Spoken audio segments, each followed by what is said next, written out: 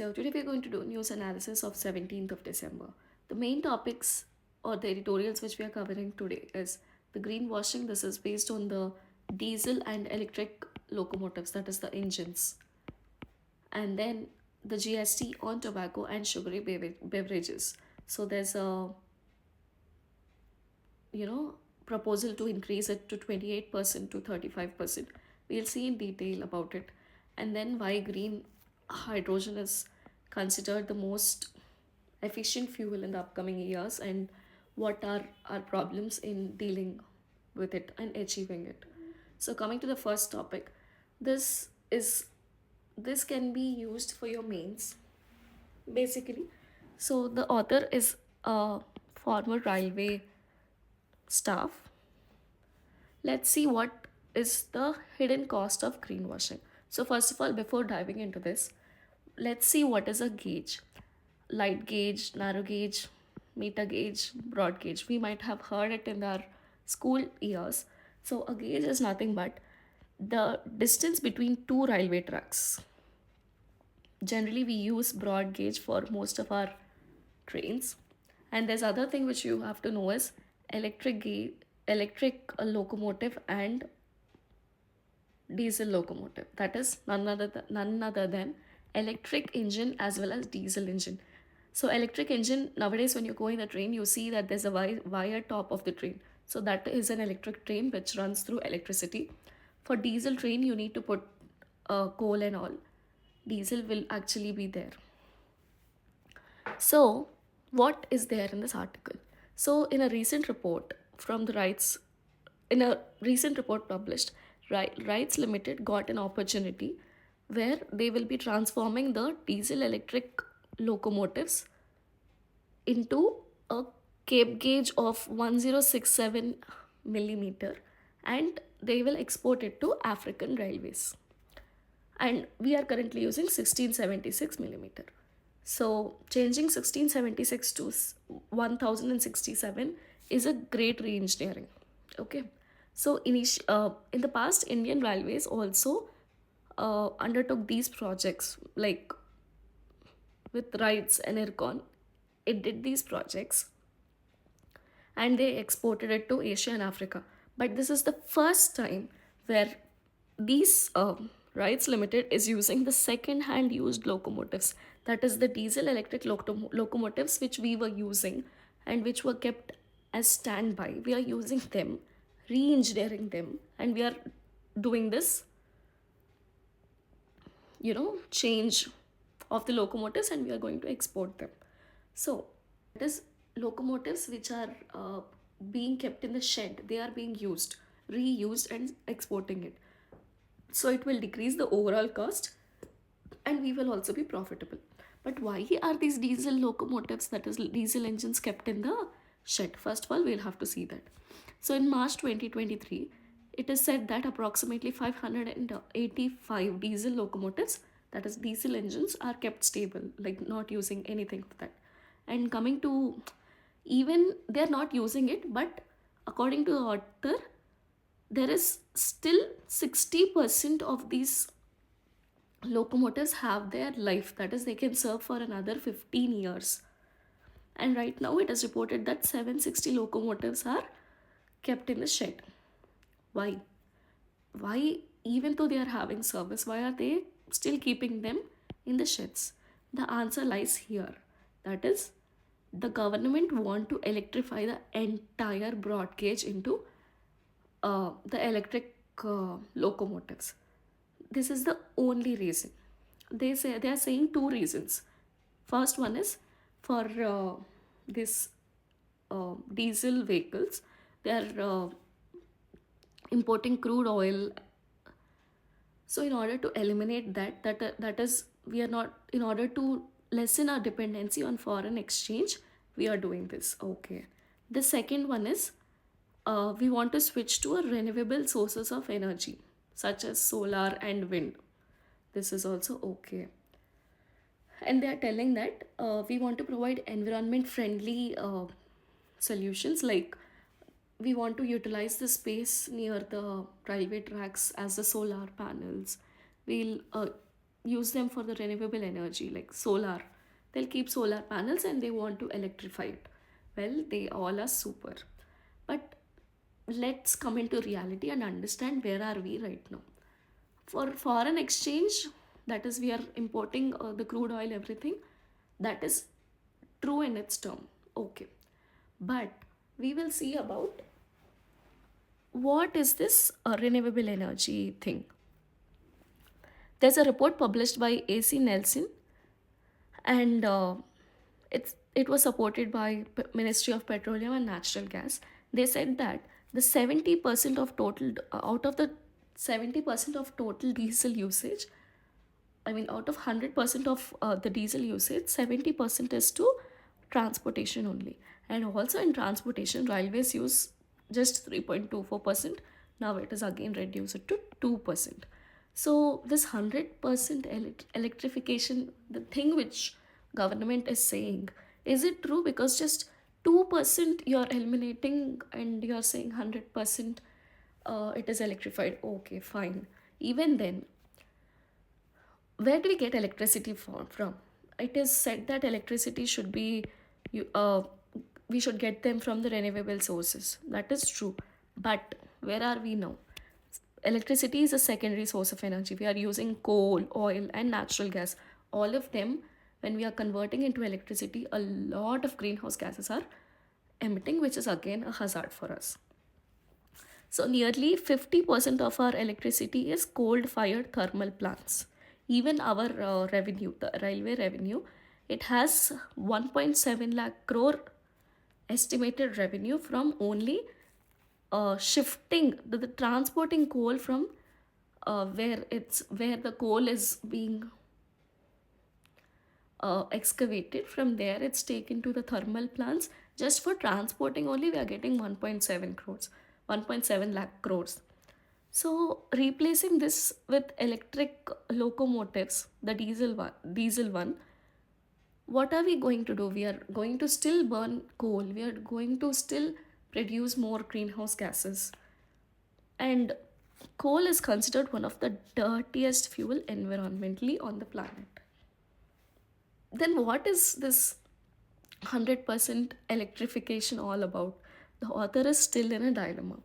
Okay, yes, this can be a great initiative when our 80% can be generated through non fossil fuels, but it is not the case, right?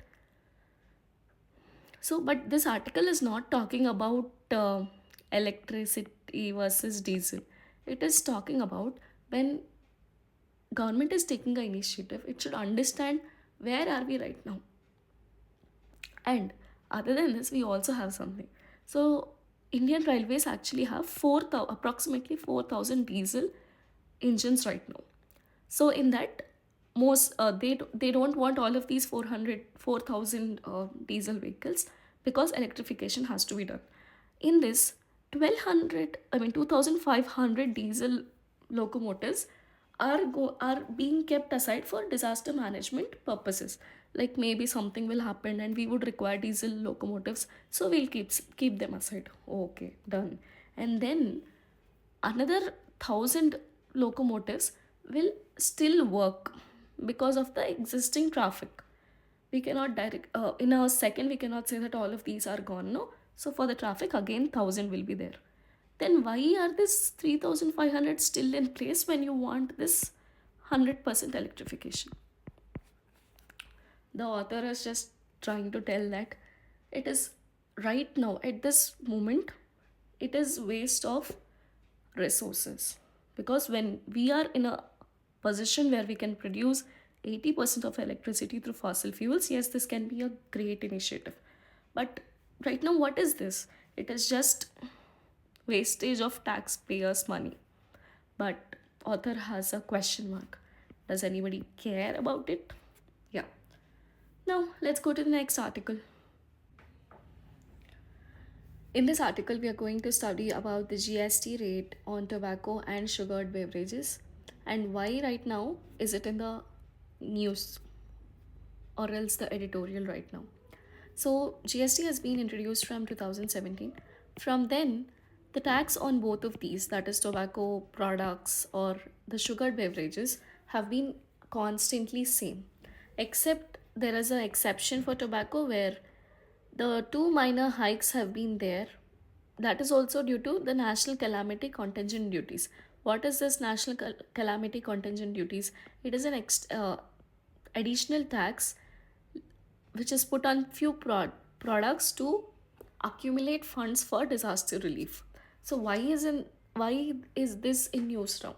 So a group of ministers has put a proposal to raise the GST from 28% to 35%, because even though there's 28% on this harmful substances, the cost is affordable by everybody. So increasing it to 35% can reduce their consumption to a little bit, helping our public health going great, because all of these products mainly affect our healths. So now we'll see what is the impact of this GST rate hike, followed by what is this exercise taxes, and what are the key considerations the author wants the GST Council to take into. Before going into impact of the tobacco, like on the GST and stuff, we'll basically see how tobacco consumption is there in India. So after China, India is the second largest consumer of tobacco globally. 25% of adults who are 15 years above use tobacco, and 8.5 of students in the age 13 to 15 years use tobacco in some form. So these are types of smoked tobaccos and smokeless tobaccos. The coming to health impact, it leads to many non-communicable diseases like heart diseases, cancer, respiratory issues, etc. It causes 3,500 daily deaths in India. And coming to the economic impact, the annual economic burden, be it on the public health infrastructure or any kind of things, it is 2,340 billion annually. That is approximately 1.4% of GDP. But the tax we are collecting on all this tobacco is just 538 billion. Just imagine how bad is tobacco that in every film, before the start of the film, we see a ad based on tobacco. Like tobacco consumption is really bad. So this is how we can understand how bad tobacco is and how is it affecting overall health. Let's see what's the numbers talking about the GST. Let's talk about the numbers. What happens if 35% GST hike is approved? So there'll be 5.5% increase in the cost of the overall tobacco products.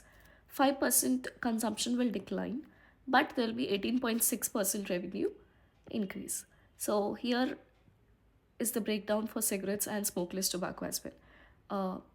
There's no need to remember all of this in particular, but remember that 43 billion will be added to the additional tax which we are collecting right now if there's no tax burden. So we'll see what is this tax burden. So when the government increased taxes, like the proposed 35% on tobacco industries, it is the tobacco industries actually increase the cost to the consumers by raising the price of the products. Overshifting happens when industries raise the prices beyond what is necessary to cover the new tax. Okay. So let's say an example, with the increased GST, 5 rupees extra should be increased on a cigarette pack. But instead of raising 5, the industry raises 10 rupees. This extra 5 rupees does not go to the government. It is pure profit for the industry. Why does this over shifting lead to excessive profits? Means they are collecting more money per product sold without any added equipment costs or anything like that.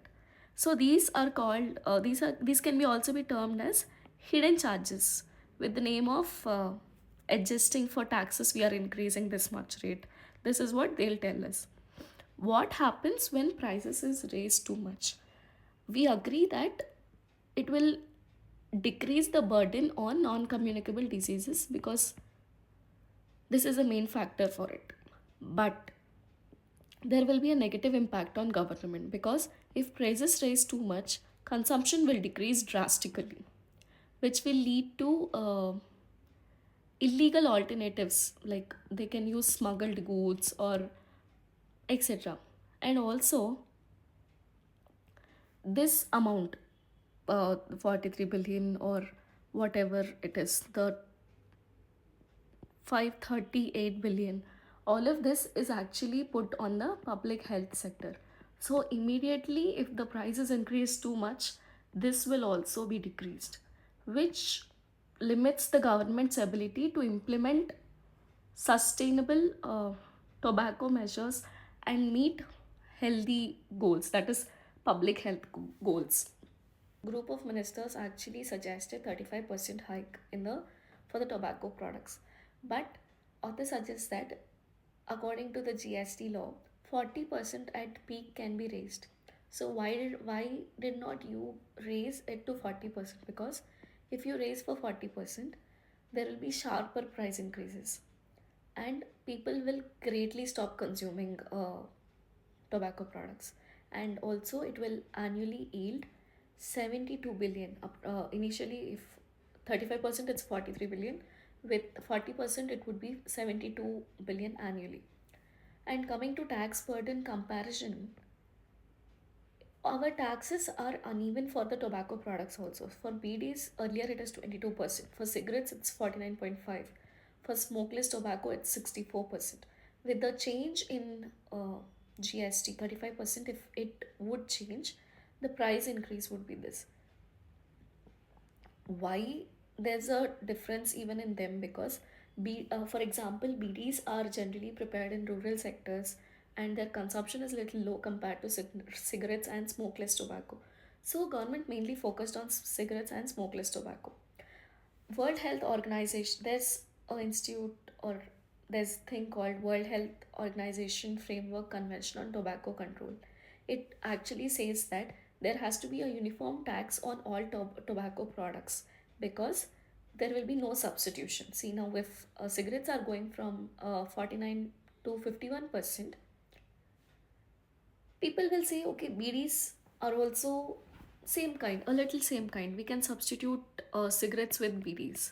But when you increase all of them in the same equal categories, then the substitution will also not be possible. And yeah, the author also tries to tell us that if there would be a 40% increase, the shift in tax burden would also be not there, because uh, people who are selling those products cannot drastically increase 40%. Like if it's 40%, in the earlier example we have seen, for 5%, 5 rupees increase, they are increasing 10 rupees. But right now they cannot increase to 20 to 30 rupees, no. So this will also be eliminated. Next, so balancing GST and excise taxes. So let's see what's GST and excise taxes specifically is.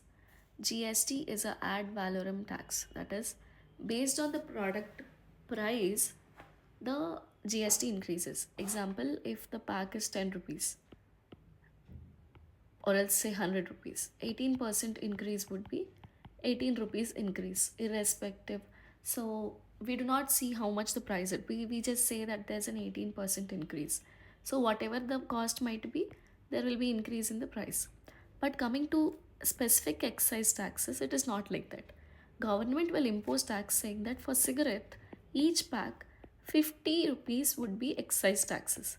That is, no matter the cigarette packet could be of 200, 300, or 500, but still the specific excise tax is same.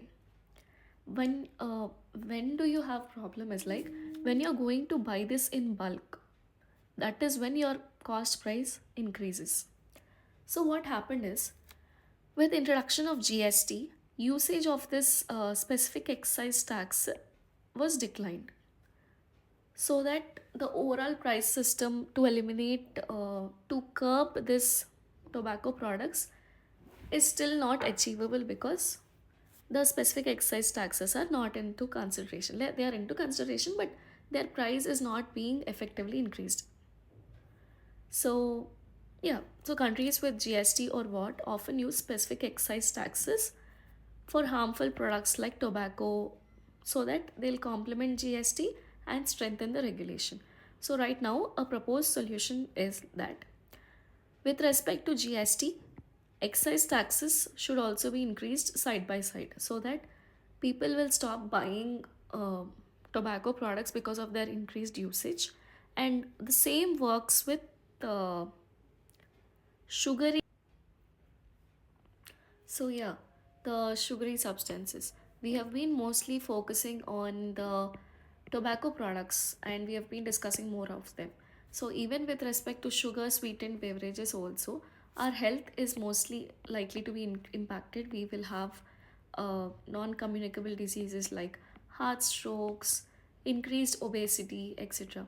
So, author is suggesting that this 35% increase would also reduce the consumption of the sweet drinks actually. You can say the cool drinks, or else not only cool drinks, even you have these glucoses, everything where sugar content is much more, right? All of these would come under this. What the author finally is trying to tell us is the GST Council should use this opportunity and increase it to 40%. And also, they should also, for tobacco as well as beverages, other than that, they also want excise taxes to be included so that the cost would significantly increase and the consumption would decrease. They're also telling that the see the BD cigarettes and smokeless tobacco, we have different shares, right? The 22%, 49%. So all of this should also be equalized so that the substitution will not be uh, encouraged. So yeah, now let's go to next topic. Here we are going to discuss about green hydrogen and its financing challenges. Green hydrogen has been hailed as a fuel for the future, but despite its potential, its progress is slow. This article sheds light on the major challenges, including the cost differences between green hydrogen and its alternatives like gray and blue hydrogen. It also explains us why do we have these cost differences and how other countries are tackling it. And author gives few suggestions which can overcome these challenges. So let's start with India's ambitious target of achieving net zero by 2070, which is a commitment made in COP26. Achieving this goal requires reduction of greenhouse gases along with shifting towards renewable energy or sustainable energy. Among these solutions, green hydrogen plays a pivotal role. Before diving into the article, let us understand what's green hydrogen, what's blue hydrogen, and what's gray hydrogen for a glance to understand the article better. Green hydrogen, this is a process of making green hydrogen. Water is taken into an electrolyzer. A direct DC is supplied through it, separating water into two components, that is oxygen and hydrogen. The oxygen is released into the atmosphere and the hydrogen is stored. What makes this process special is that using green electricity, that is, the power is generated from the renewable sources like solar or wind energy. Since there are no carbon emissions here, it's called green hydrogen. Coming to gray hydrogen uses natural gas. The hydrogen is extracted, but unfortunately, carbon dioxide is released in this process. It will contribute to global warming, etc. So, this is actually the traditional method of hydrogen production. Coming to blue hydrogen, on the other hand, it also uses natural gas. The key difference here is while the hydrogen is produced in the similar way, the carbon dioxide emissions are captured and stored underground through a process called carbon capture and storage. While this helps reducing emissions, but it still relies on fossil fuels and the long term storage is also a challenge. Now that we have a basic understanding of gray, blue, and green hydrogen, we can dive deeper into the article.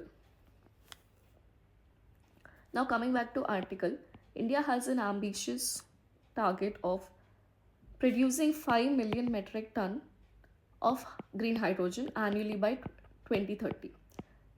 Signaling to this intent, we understand that India wants to emerge as an early leader in this sector. But if we dive into economics, the situation is more complicated. According to where is it? Recent analysis like Bloomberg NEF, India is currently on track to meet only 10% of its stated goal. Why? The answer lies in the cost disparity between green hydrogen and its alternatives, that is gray and blue hydrogen. Okay, the green hydrogen production costs are between 5 to 6 dollar per kg, and blue and gray hydrogen is just 1.9 to 2.4. The massive price gap creates a major challenge because see, here wants everybody who is in a business wants their business to grow, but there are a very few people who think that okay, we have to do something for the future, so we will do this.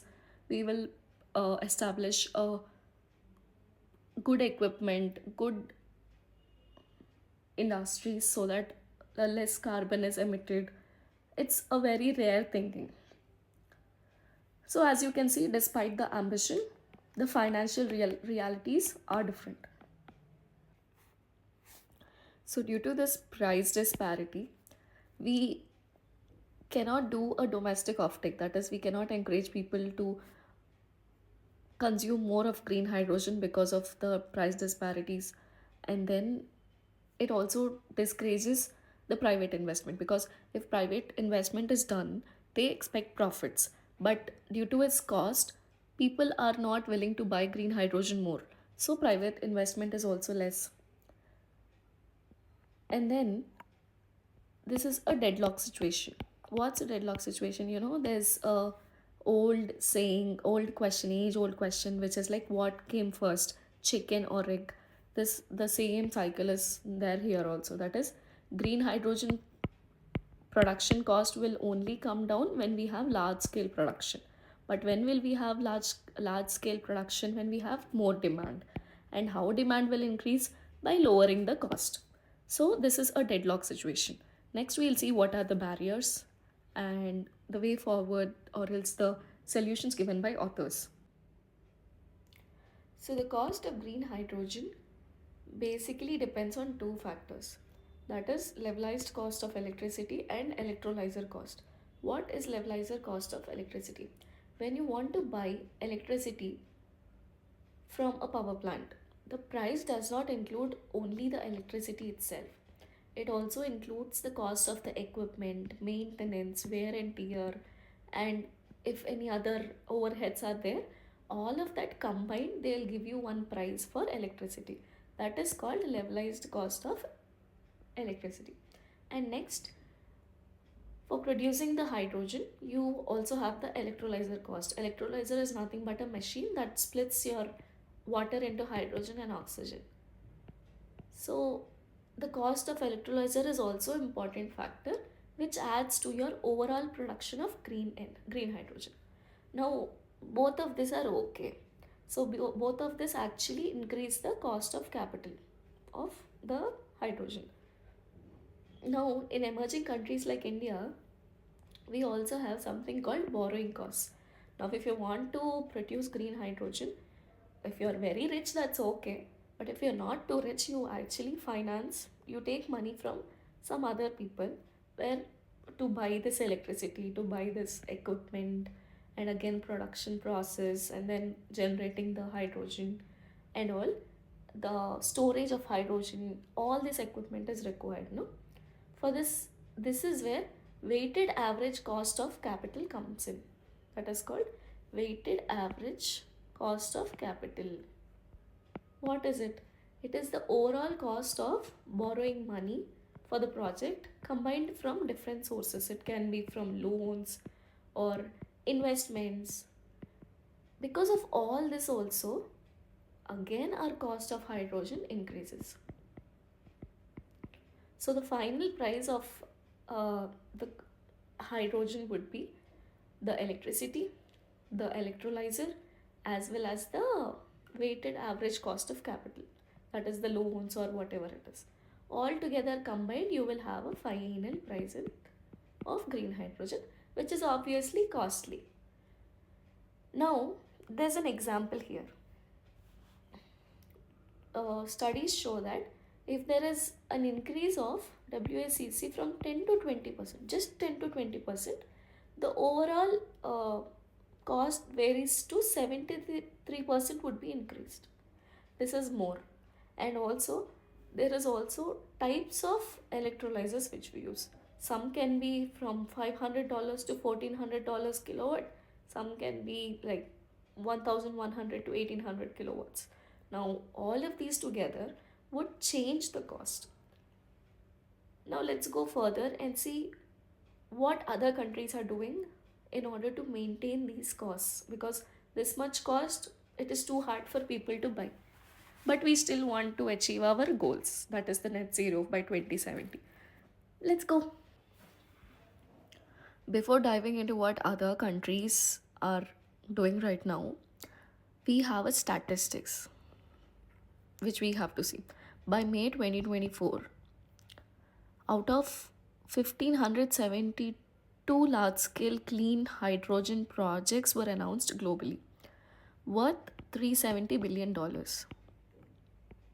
But only 27.6% had reached its final investment decision. That is, it is less than 1 by third of the projects has achieved the funds and approvals actually needed to move forward. While there has been significant interest in clean hydrogen sector, the progress is slower than expected. The gap between the number of announced and that secured shows the challenges of green hydrogen, and not just about, so this is not just about technical equipment. Before, everybody thought, okay, we'll invest, we'll make sure the technical equipment is there. That's it. But nobody actually saw the main issues is the financing. But now we see, as we go further, we understand that situation is being more complex. So we need to address the financial barriers, and also we should have a strong policy framework so that we can de-risk the investment and attract the necessary capital. Coming to the policy front, several countries are already leading their way in promoting green hydrogen. So, for example, UK, United Kingdom, has introduced low carbon hydrogen standard certificate. So, this certificate helps build a market confidence by providing clear and credible standards for production of low energy hydrogen. What happens here is, when investors want to invest in this business, then this certificate actually helps that it will attract investment and also scale the market, because it assures investors that hydrogen being produced is meeting the environmental and sustainable criteria. Similarly, US, Japan, and Australia are creating strategic hydrogen hubs. These hubs are not just about setting up hydrogen production facilities, but they represent a revolutionary shift how industrial development is approached. So instead of waiting for the demand of hydrogen to grow and then building the infrastructure, these nations are daring to build the infrastructure and create a system which invites demand alongside with it. So what they are doing here is, they are doing the infrastructure and they are doing the production. So what happens is, if there's any issue, the innovation comes in hand and it will help make the process easier. At the same time, with all of these, the consumption is also being attracted. So they are doing all of them together. So this, for India, adapting this approach could be a game changer by creating localized industry clusters that can be linked to renewable resources like solar or wind power, can help our industries gain the capital or attract the capital as well as people can buy more clean hydrogen. So this is what they have given. And now let's see what author way forward suggests. Coming to the way forward for green hydrogen financing, there are actually three options which she has given, or he has given, that is, the authors have given. So, firstly, we'll see the first one, the comprehensive policy framework, what it is.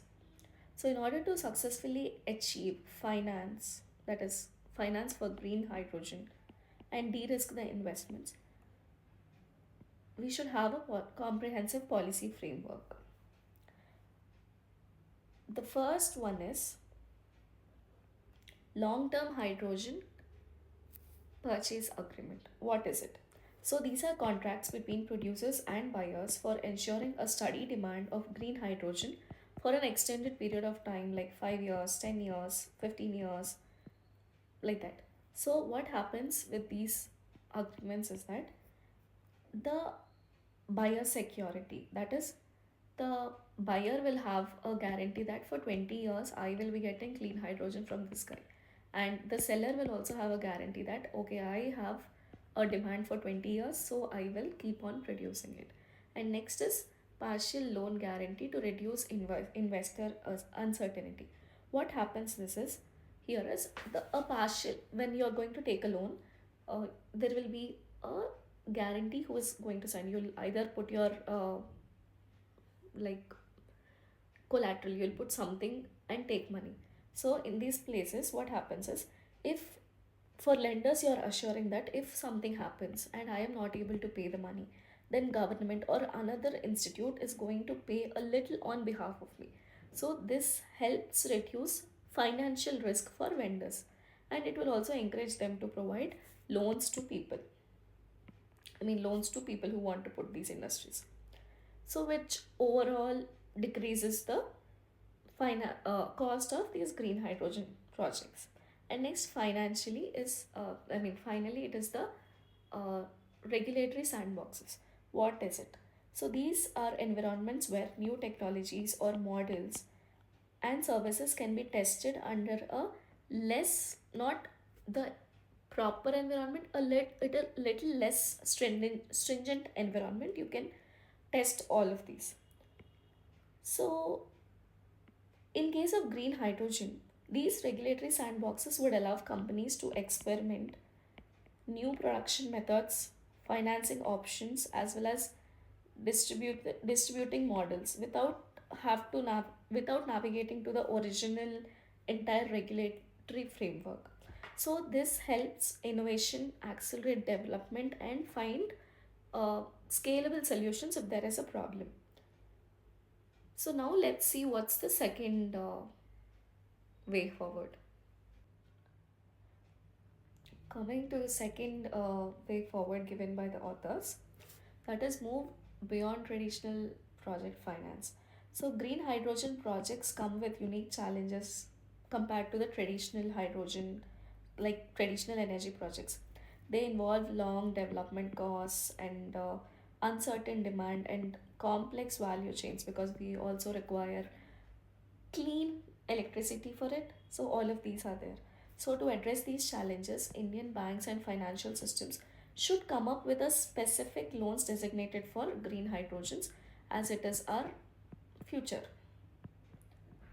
These products should be flexible enough to handle the risk specific needs of the sector, which are different from those of the conventional infrastructure projects. Coming to blended finance and green bonds. So, blended finance combines public and private funding, while green bonds are debt instruments used to raise money for environmentally friendly projects. Like, these financing tools are not enough to ensure long term success in the sector, but they can help the projects get off from the ground. That is, they can start their initial phasing. And third one is modular project financing. So this allows that the when project is developing stage by stage, we will be releasing funds stage by stage. like just like home loans, when the bank releases funds based on the floors you're constructing, that is the amount, the percentage of completion of house is directly proportional to the loan acquired. So this is what modular project financing is. And next is active plus financing. What is active plus financing is a credit worthy industrial anchor customer, like large manufacturing company could help finance initial base capacity for this hydrogen plant. As demand for green hydrogen increases, additional capacity can be financed through financial instruments. This creates a sustainable pathway. So, whenever a large anchor industry is actually financing you, when they require green hydrogen, you can uh, produce them. I mean, you can give that with a lesser cost compared to other places where you're going to sell it. And next, leasing for electrolytes. So leasing, rather than buying the whole equipment, you can lease the equipment. So the operational costs are manageable. So while leasing, it will not give you more expenses, right? So this approach helps reduce the high capital expenditure required for hydrogen production, making the technology more affordable. Right now, solar and wind energy products projects are also using this method. Coming to the third,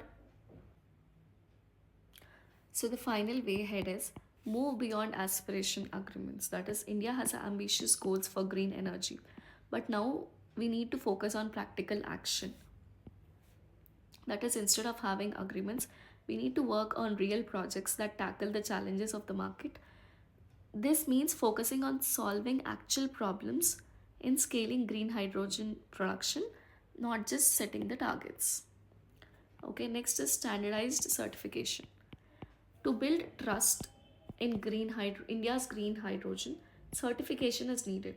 This means having clear standards for carbon intensity, like how environmental friendly is our hydrogen. Such certifications will help increase trust, increase investment, etc.